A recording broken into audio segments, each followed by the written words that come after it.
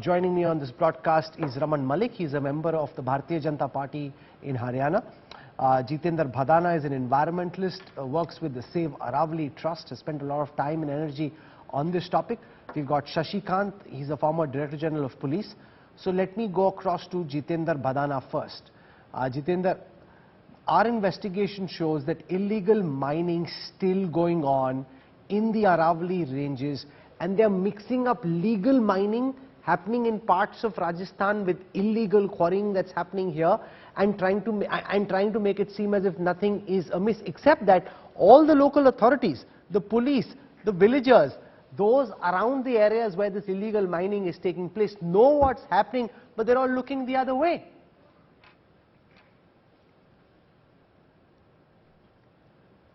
Jitendra?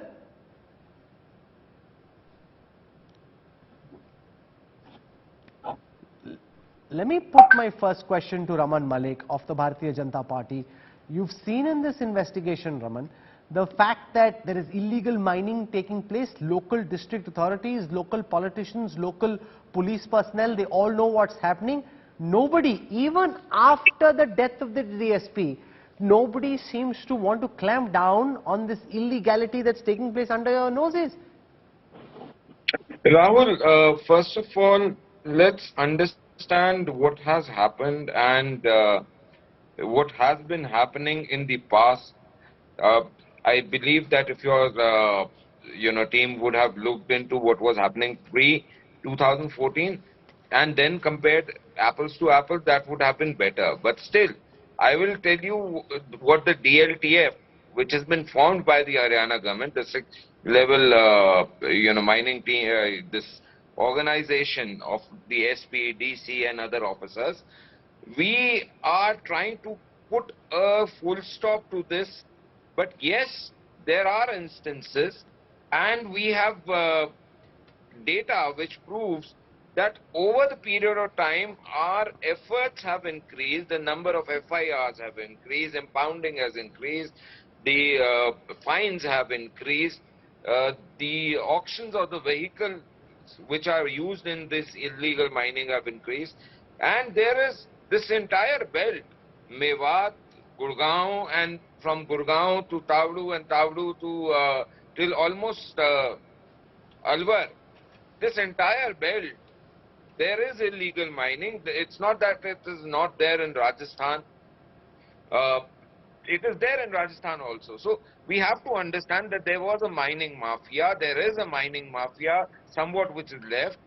But we are hitting back to them every now and then. Okay, let me put that question to Jitendra Bhadana. You're making the claim that it was much worse when the Congress was in power, things are much better. Now, this is the last legs of the mining mafia and that we've really clamped down hard.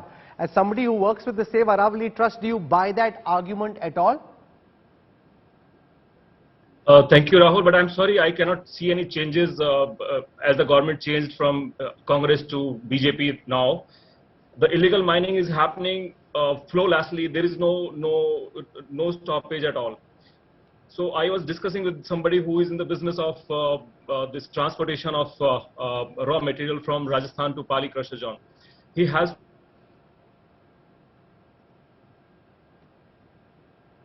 Okay, I seem to be having some audio connections with his internet line, so we'll go back to him again. Shashikant, the fact that the local police seem to know what's happening, the miners that we've spoken to are on camera talking about the connivance of the local police, and it's also logical. Each time there is a blast, everybody around knows exactly what's going on. They know whether there is a patta that's been given which is legal or illegal, if the mining happening there is bona fide or mala fide, and yet they allow it to go on. How do we clamp down? Yeah, sad it is, but let me tell you one thing. If all these things is happening, like I heard when your guy was presenting the entire thing, that is unorganized. You think it's unorganized? You think that it's not, maybe they're independent mafias. And if the mafias are making so much of money, and let me tell you, the Supreme Court had constituted a committee. And their committee report says that 31 out of 128 hillocks, mountains, have vanished on Haryana and Rajasthan border. What's happening? You think that such this corruption of such a massive scale and authorities are not aware of it? I don't believe it. Right from Bango on the border, it's been happening. And they say that they impounded 68 trucks this year, okay? Do you think a gullible villager can purchase one dumper after the other and JCB and this and that? Somebody is certainly financing. What about the stone crushers all around? Setting up one stone crusher involves crores of rupees. Do you think still it is unorganized crime? I'm really appalled at the statement that all this is happening. And sadly, Supreme Court 20 years back has said no mining in this area. But again, I think that nobody... Okay, Jitendra Badana, I'm told, is back with us. Jitendra, we heard the BJP spokesperson claim that things are better now in comparison with the past. You say they aren't. You work in this area with the Save Aravali Trust. Why do you think things are still as bad? So, thank you, Mr. Raman, for joining us in this debate. But yes, I do not see a change in the business of illegal mining from the adjoining areas of Rajasthan border. So this is happening flawlessly as it was happening in the rule of Congress. In fact, I was talking with somebody who is in the business of transportation of raw material from this Manaki village of Rajasthan to Pali crusher zone. The gentleman claims that I have to pay 7,000 rupees per truck per month per police post. So that's the business of police, and that is how they are making money. So on the banning side of illegal mining of Aravali, there is a question to the government, to the police officer, and to the entire administration that why they are behaving or portraying their image that they are not aware of everything happening in the Aravalis. So let Raman Malik respond to it. One, you've got people who are active in this area saying that nothing much has changed. Secondly, our investigative reporters went after the killing of the DSP when I assume that everyone has their guard up. And you've got all these people like Hassan talking about how mining is taking place, explaining how they're bribing the police, explaining how villagers and everybody around knows exactly what's happening. So clearly, your claim is not matched by reality. Rahul, at no point did I say that we have been able to put 100% full stop onto illegal mining. He says not much has changed. You are claiming full stop. He says commodity se nahi laga, sir. Sorry, sir. I beg to differ. I am also into the construction industry, and I have seen what was there pre-2014 also. I have seen what was there in 90s also in the Pali area. And I know what is happening right now also, and I am, I can tell you forthwith that the kind of laws and the kind of implementation, yes, there is a problem in implementation onto the vehicles that has to be, associated with fairing the material, whether raw or processed. They need to have a GPRS tracker, which is not there in all vehicles which are registered with the mining companies. We are putting a lot of pressure to get that thing done. Secondly, we have also started doing satellite mapping of the mining areas, especially, and also of those areas which come under our information towards the illegal mining quota kind of a thing, that yes, those areas are where illegal mining are happening. So we are starting with the satellite mapping of those areas also constantly, so that we know what is happening, because manning can I show our viewers this satellite imagery? Because what we did is we worked with the India Today open source investigation team. We looked at satellite images of the Aravali areas earlier, compared them with what's happening now, and it just brings out the extent of rapid urbanization and the mining that is taking place in areas where mining isn't even allowed. This despite the Supreme Court setting a 3-month deadline for the Haryana government to ensure that all encroachments are cleared and that illegal mining is put an end to.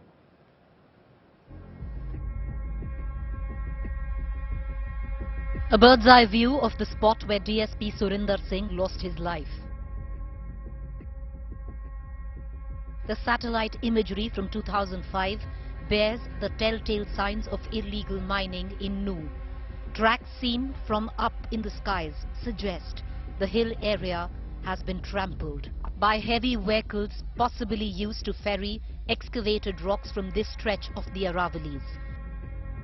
Also visible is what appears to be a new excavation site that came up after April 2020. This, when the central government restricted mining and construction in the Aravallis first in 1995, followed by multiple Supreme Court orders banning similar activities in the hill range in 2002, 2005, 2009 and 2018. But enforcement has been deficient, and the country's top court has once again come down heavily on the Haryana government over the preservation of the Aravallis. In a judgment on Thursday regarding the protection of land under a key section of the Punjab Land Preservation Act, the court directed the state government to remove encroachments from the forest areas of the Aravallis. It set a deadline of 3 months for the job. Some 200 such illegal constructions have been already identified by the National Green Tribunal almost 10 years ago. An environment research analyst, Chetan Agarwal, insists state authorities have repeatedly changed goalposts when it came to protecting the fragile ecology of the hill range. There have been multiple orders. First, mining was banned in Delhi. Then in 2002, it was banned within a 5 km zone of the Delhi border in Haryana. It was extended to all of Haryana and Rajasthan. Then, so the mining order kind of, keeps changing. Rapid urbanization and development appears to have played a major role in the destruction of these ancient hills. Is the government doing enough? And with a recent case where a police officer was killed in line of duty while trying to prevent mining in a forest area, this question becomes even more important. Is the mining and construction mafia really overtaking and overwhelming the authorities when it comes to preventing the deforestation and damage to the Aravallis? In New Delhi, this is Anisha Mathur for India Today.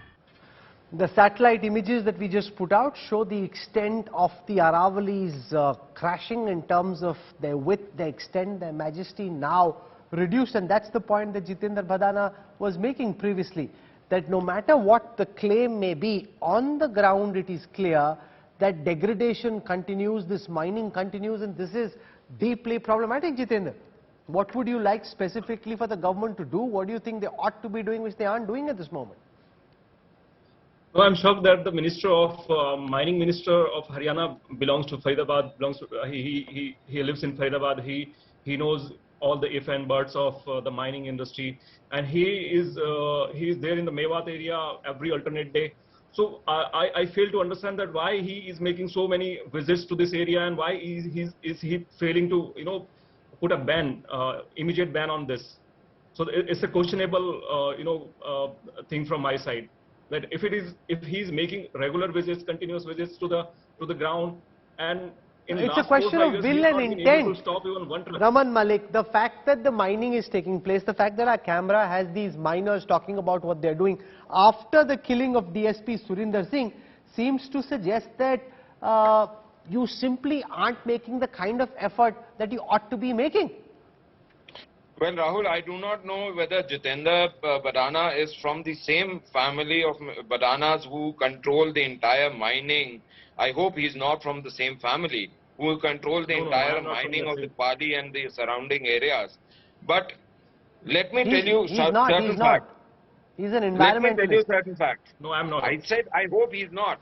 So, let me tell you certain facts. If you look at the 5 constituencies, 5 Vidhan Sabhas, of Mewat to Taoru and then heading off to Rajasthan's Alwar, this particular stretch where the mining and illegal mining especially happens, barring Sona, which is a semi-urban kind of a constituency, barring that, most of the places are all governed by Congress representatives. They have an old culture. Yes, I accept for a political pattern. Let me finish. Can we please stop blaming Nehruji? Sir, please let me finish. I did not interrupt you. I would expect the same courtesy. Now, I understand the old system and the old guards and the old school working the way they want. But let me tell you very clearly that this government is not going to accept it. We are cracking down heavy We have done over 2,300 impounding of vehicles. We have done over 910 FIRs last time. We are going to surpass that, and we are not going to spare anybody. For us, it is important that the ecology is safe. And you believe me, the kind of effort, and even to bring a wildlife sanctuary the way we are planning to the entire Mangalpani area, it is something which is there to stop this rampant raping of the ecology and environment that has been happening, and that will become way of life. So you please understand, ecology Jitendra Bhadana wants to make a counter. It takes years and decades to revive. Jitendra? Yeah. No, you wanted to respond to what we just heard from Raman Malik. He's saying it takes time, running into decades and years. What's been done wrong over the last several decades can't be fixed suddenly, he claims. No, it's the same thing that everybody requested the BJP people to please stop blaming Nehru for all these things happening now. So that's my request. Jitendra, why are you getting so protective about the Congress? No, I don't get personal, Raman Malik. He's an environmentalist. He's making a point. Shashikant, final words from you before I wrap up. What do you think needs to be done expeditiously? If the Chief Minister is watching, if people in his administration are watching, if the powers that be in Delhi are watching, what do you think can and should be done?